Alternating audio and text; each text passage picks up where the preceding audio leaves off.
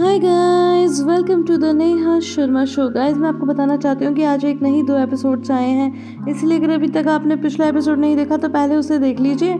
और साथ ही मेरी एक रिक्वेस्ट है कि प्लीज़ वीडियो को लाइक ज़रूर कर देना और साथ ही हो सके तो ऐड को स्किप मत करना।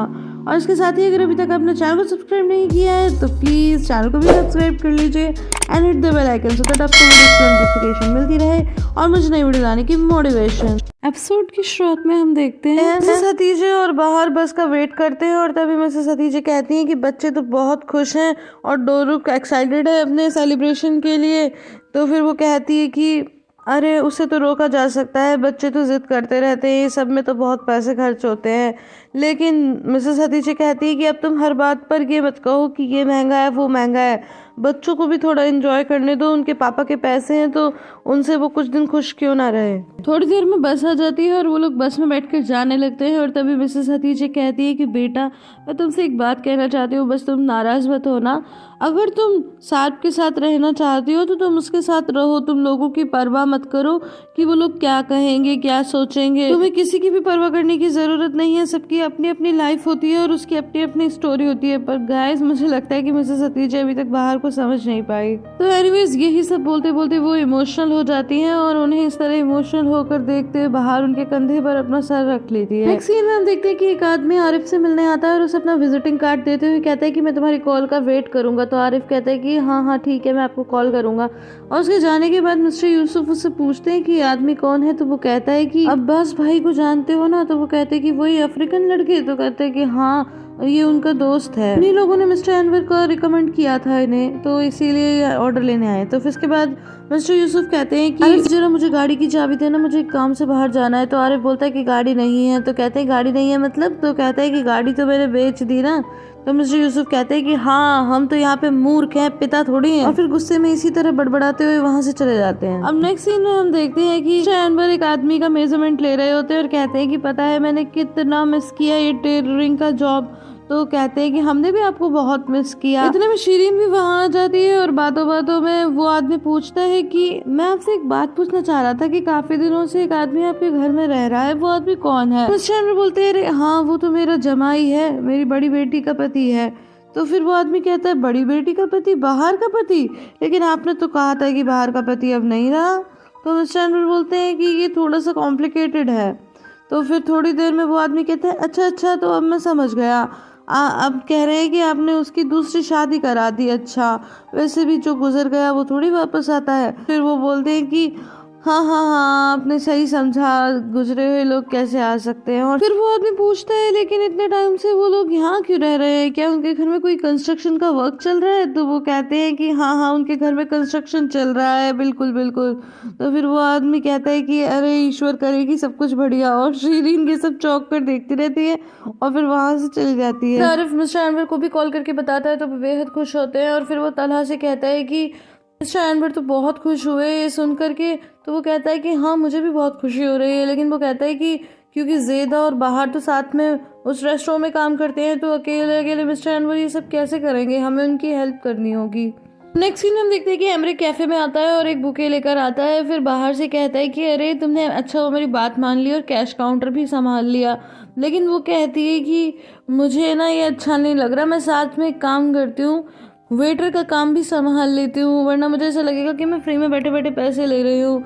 तो जिस पर कि एमरे कहता है कि तुम्हारे जैसे लोग बहुत कम होते हैं, ज़्यादातर लोग तो यही चाहते हैं कि आराम से बैठ के पैसे कमाएं, लेकिन तुम इतनी मेहनत कर रही हो, चलो जैसे तुम्हें ठीक लगे। और वैसे भी जब मैं यहाँ हुआ करूँगा तो मैं भी कैश काउंटर संभाल लूँगा। इसके बाद फिर वो अंदर जाता है और ज़ेदा से कहता है कि तुम ये फ्लावर जरा पानी में रख देना। तो कहती है ठीक है। इसके बाद वो कहती है कैसा रहा, तुम गांव में गए थे? मैं तुम्हारे घर गया था लेकिन मुझे वहाँ कोई नहीं मिला। सुनकर पहले तो ज़ेदा को जान में जान आती है, लेकिन इसके बाद वो कहता है कि वो लोग तो हॉस्पिटल गए हैं, कल रात से ही नहीं है। तो कहती है क्या, क्यों? तो कहता है कि वो बच्चा बीमार है ना। तो ज़ेदा बोलती है अच्छा क्या हुआ उसे? मेरी बहन ने बताया तो था पर मैं सीरियस नहीं लिया। तो बोलता है मुझे इतना तो नहीं पता कि क्या हुआ। फिर वो बहुत ज़्यादा पैनिक करने लगती है और कॉल करने लगती है बार बार अपनी बहन को, लेकिन उसकी बहन तो कॉल अटेंड नहीं करती। फिर एमरी कहता है कि तुम शांत हो जाओ, कुछ भी खराब नहीं हुआ होगा, अगर हुआ होता तो वो लोग तुम्हें बता देते। तो कहती है कि नहीं मेरे घर वाले मुझे नहीं बताएंगे। तो एमरे बोलता है ठीक है एक काम करो, तुम मेरे फ़ोन से कॉल कर लो, शायद तब उठा ले।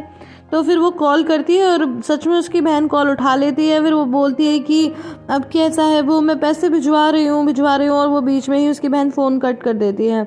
तो उसके बाद में वो बोलती है कि वो कह रहे हैं कि अब वो डिस्चार्ज हो गया है, घर आ रहा है। फिर एम्ब्रे एकदम से पूछता है कि ज़ेदा तुमने मुझे क्यों नहीं बताया कि वो मेरा बेटा है। तो ज़ेदा पहले तो उसे देखती रहती है और फिर कहती है कि आखिर मैं क्यों बताती, 100 सवाल उठते, इसीलिए मैंने कुछ नहीं बताया।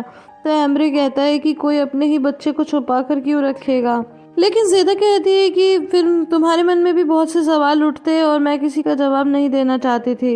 इसके बाद नेक्स्ट सीन में हम देखते हैं कि शीरीन कैफे में आती है, किचन में आकर के पेडीज रखती है। इसके बाद वो ज़ेदा से थोड़ी हाय हेलो करती है और फिर उससे कहती है कि तुम तो यहाँ पर ऐसे काम कर रही हो जैसे कि तुम्हारी अपनी किचन हो। तो ज़ेदा बोलती है फिर मुझे क्या करना चाहिए, लापरवाही करनी चाहिए, काम नहीं करना चाहिए। तो कहती है नहीं मैं ये नहीं कह रही, पर तुम पूरी तन्मयता से काम करती हो। आखिर ये तुम्हारी जगह है ना। ओ मुझे कहना चाहिए कि तुम्हारे बच्चे की जगह है ना, उसके पापा की जगह है। तो फिर वो उसे ऐसे देखती रहती है कि इसे कैसा पता चल गया। शीरीन बुके देखकर उसमें से एक फ्लावर लेकर अपने बालों में लगा लेती है और एम्ब्रे से कहती है कि मैंने तुम्हारा फूल ले लिया एक। इसके बाद वो वहाँ से चली जाती है और जब एम्ब्रे किचन में आता है तो ज़ेदा ज़मीन पे बैठे बैठे रो रही होती है, लेकिन उसके आने से एकदम खड़ी हो जाती है और कहती है कि नहीं सब ठीक है। फिर वो बुके उठाता है और शीरीन को जाकर के दे देता है और वो बोलती है थैंक यू। लेकिन गाइस मुझे यहाँ पर थोड़ा स्ट्रेंज लगता है, मतलब एक आदमी को अचानक से पता चलता हो कि कोई उसका बच्चा है जिसके बारे में उसे पता तक नहीं है, और इतना फीका फीका रिएक्शन होता है उसका कि मैं बता नहीं सकती। थोड़ी देर बाद बाहर किचन में आती है और कहती है कि ज़ेदा क्या हुआ, मुझे एम्ब्रे कह रहा था कि मैं जा करके तुमको देखूं, आखिर क्या हुआ। तो ज़ेदा बहुत ही गुस्से में होती है और कहती है कि शीरीन को कैसे पता चला कि एम्ब्रे अर्दा का पिता है। तो वो कहती है क्या। तो कहती है मैंने ये बात सिर्फ तुम्हें ही बताई थी बाहर, और तो ये बात किसी को नहीं पता। तो फिर तुमने उसे बताई। तो वो कहती है कि नहीं मैंने तो कुछ भी नहीं बताया उसे। तो कहती है कि बस बहुत हो गया, मैंने तुम्हें बहुत गलत समझा और तुम्हें अपनी सब बात बताई और तुमने उसे बता दिया। लेकिन वो कहती है कि मैं कह रही हूँ ना मैंने उसे कुछ भी नहीं बताया। लेकिन ज़्यादा उसकी एक नहीं सुनती और इसके बाद बाहर वहाँ से चली जाती है।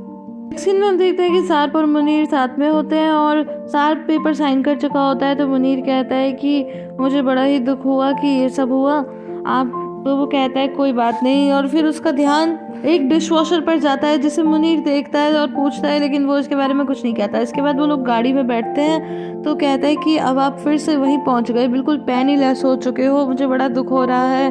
तो सार्प कहता है कि जब मैं थोड़े दिन पहले ही उस अंधेरे कमरे में बंद था और यही सोचता रहता था कि बाहर और बच्चे जीवित हैं या नहीं, और अब वो जब मुझे मिल गए हैं तो फिर ये पैसा कोई मायने नहीं रखता। वैसे गाइस वो ये तो सोचता है कि बाहर और बच्चे जिंदा हैं या नहीं, लेकिन पेरल और अली उमर जीवित हैं या नहीं इसका ख्याल उसे एक बार भी नहीं आता, जबकि पति और पिता तो वो उनका भी है। अजीब सी बात है। एनीवेज इसके बाद मुनीर कहता है कि मिस्टर स्वाद का कहना है कि वो ये सारा पैसा उमर और अली के नाम कर देंगे एंड ऑफ कोर्स पेरल के नाम भी। तो फिर यार बोलता है बढ़िया है, फिर मेरे दिल पे भी कोई बोझ नहीं रहेगा कि मैंने उनके लिए कुछ भी नहीं किया। इसके बाद मुनीर कहता है कि मिसेस पेरल ने एक एनवलप दिया था, तो कहता है लाओ मुझे दे दो। लेकिन वो कहता है कि आप इसे खोलना मत, क्योंकि उन्होंने कहा था कि ये सिर्फ बाहर ही खोल सकती है। लेकिन सार्प जैसे ही उसे लेता है और उसे खोल के देख ही लेता है, लेकिन उसमें क्या होता है ये हमें नहीं बताया जाता। हम देखते हैं कि एम्ब्रे फिर से कैफे में आता है और बाहर से पूछता है कि क्या बताया ज़ेदा ने। तो बाहर कहती है कि नहीं वो तो बिल्कुल ठीक है, ऐसी तो कोई बात नहीं है। लेकिन उसे परेशान होता देखकर मिसेस हतीजे बाद में उससे पूछती है कि क्या हुआ। तो वो कहती है कि मॉम जब थोड़ी भीड़ कम हो जाएगी तो फिर मैं आपको बताऊंगी। इसके बाद नेक्स्ट सीन में हम देखते हैं कि बाहर कई बार आरिफ को कॉल ट्राई करती है, लेकिन आरिफ जानबूझ के उसकी कॉल कट कर देता है। गाइस आई होप आपको ये वीडियो पसंद आई होगी। अगर पसंद आई है तो इसे लाइक शेयर एंड कमेंट करना बिल्कुल भी ना भूलें। फिर मिलती हूँ अगले वीडियो में, तब तक के लिए bye bye and take care.